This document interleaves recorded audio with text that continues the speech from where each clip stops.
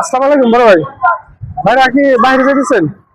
জি, বাইরে যাচ্ছেন? বাইরে যাচ্ছি না, বাইরে যাওয়ার জন্য আসছি কিন্তু যাইতে পারছি না। আচ্ছা, কোথায় যাচ্ছেন? মানে আমরা হচ্ছে যে সৌদি যাচ্ছিলাম। সৌদিতে ছিলেন? না না, যাবো সৌদি আমরা। সৌদিতে যাবেন? হ্যাঁ, কিন্তু আমাদের হচ্ছে যে ফ্লাইট আজকে 18 তারিখ, আজকেই সকাল 8টার সময়। এরপরে মানে সকাল 8টার সময় ফ্লাইট, এখান থেকে দুবাই যাব। দুবাই যাওয়ার পরে ওখান থেকে কোন দিকে যাবেন? হ্যাঁ, নাজরান। নাজরান? হ্যাঁ, নাজরানে। কিন্তু ওই দুবাই থেকে নাজরানে ওখানকার এয়ারপোর্টের কি সমস্যা, ও, নাজরানে এয়ারপোর্টের সমস্যা। মানে এখন তো বাজে প্রায় 10টা। এখন 10টা। আমরা তো ওখানে 5টা থেকে ছিলাম, ওখানে 5টা থেকে মানে ছিলাম যত। আপনি টাইমে আপনি উপস্থিত ছিলেন? জি। তারা কি তারপর মানে হচ্ছে যে আমি ফোন করলাম আমাদের এজেন্সি ফোন করলো, তার যে মানে ওর বড় ওকে ফোন করলো, যে আমি সমস্যাগুলো বললাম যে এরকম এরকম আমরা তো আসি। পরে ওখানকার ম্যাডাম বলতেছে যে তোমাদের ফ্লাইট 23 তারিখে। এখন 23 তারিখ আমাদের তো বলে নাই যে 23 তারিখ। আজকে এখানে তো মানে আজকে যে 18 তারিখের টিকিট আমাদেরকে দিছে। এজেন্সি এটা আবার কেমন বলেন? এজেন্সিরও তো 23 তারিখে যদি টিকিট থাকে তাহলে 18 তারিখের টিকিট কিভাবে দেয়? এটা ঠিক আছে, এজেন্সিও জানে না, ওরাও জানে না আর কি, বলছে 23 তারিখে। আচ্ছা, বুঝলাম, এজেন্সিও জানে না, কিন্তু টিকিটটা কিভাবে দিল এটা বলেন আমাকে। ওটা 18 তারিখে ওরা দিচ্ছে, কারণ নতুন ফার্স্ট টাইম তো আমরা জানি না এরকম। তাহলে তো মানে এখন তো ওই দুবাই থেকে নাজরানের মানে ওই দিকের মানে প্লেন আর কি বন্ধ, এদিকে থেকে ঠিক আছে।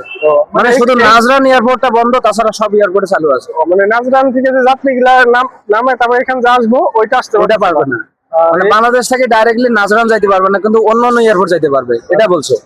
মানে শুধু নাজরান এয়ারপোর্টের সমস্যা, এই কারণে প্রবলেম হচ্ছে। তাই এখন করণীয় কি? বাসায় এখন করণীয় বলতে আমাদেরকে মানে বলছে যে তোমরা এখানে থাকো, আশেপাশে থাকো। আমি যদি মানে যদি ক্লিয়ার, ওরা অনেক কন্ট্যাক্ট করতেছে, যদি সবকিছু ঠিকঠাক পায় তারপর আমাদেরকে জানাবে। আর যদি আজকে যদি ফ্লাইট মিস হয় তাহলে 23 তারিখ আমাদের ফ্লাইট দিবে।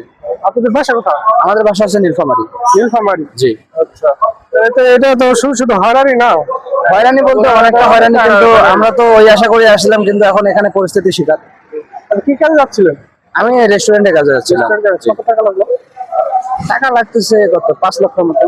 5 লক্ষ এজেন্সির মাধ্যমে যাচ্ছেন, তারপরেও 5 লক্ষ লাগছে? এটা আবার একটু বেশি যেতেছে না? 5 লক্ষ এজেন্সির মাধ্যমে যেতেছেন, তাহলে দালালের মাধ্যমে কি আরো বেশি যায়? তো সৌদি যাচ্ছেন না নাকি? সৌদি। জি।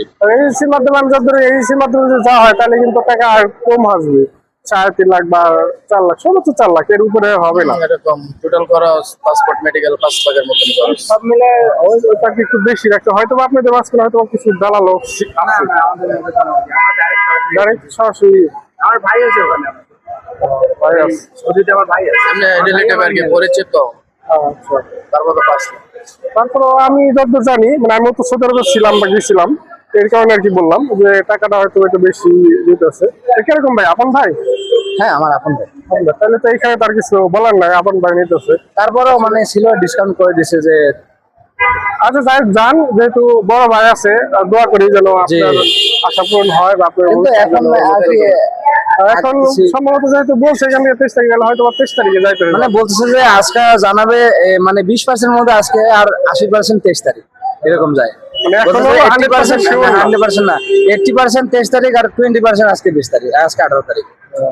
বলছে যে আজকের মধ্যে যদি হয় তাহলে 20%, আর না হলে 23 তারিখ হবে। দেখেন দর্শক, এখানে কিন্তু এক বড় ভাই যে নাকি 18 তারিখে টিকিট পাইছে, কিন্তু এখানে আসার পরে ফ্লাইটে কিছু গোলমাল হওয়ার কারণে এখন যাইতে পারতেছে না, বলতেছে 23 তারিখে ফ্লাইট। আসলে এটা আসলে আপনারা ভালো করে যাই না সেটা, তারপরে কিন্তু এয়ারপোর্টে আসাটা ঠিক বা উচিত মনে করি। এখন বড় ভাইয়ের দোষ কতটুকু সেটা জানি না, কিন্তু আমার মনে হয় এজেন্সি ভালোভাবে গুরুত্ব দেওয়া উচিত। ধন্যবাদ ভাই, ভালো থাকবেন।